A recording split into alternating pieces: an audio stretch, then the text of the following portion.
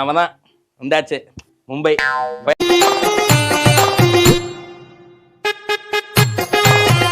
வரை வண்டியை விடவில்லை.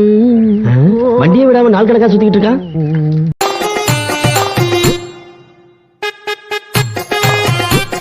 ரொம்ப ஷார்ப்பான புள்ளிகளால் தான் அது முடியும். உன்னால முடியும்.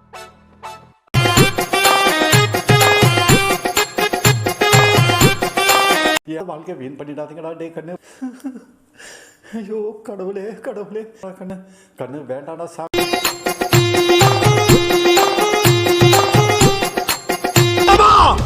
திரும்பவும் ஆரம்பிக்கிறேன் ஸ்கிராச்ல இருந்து.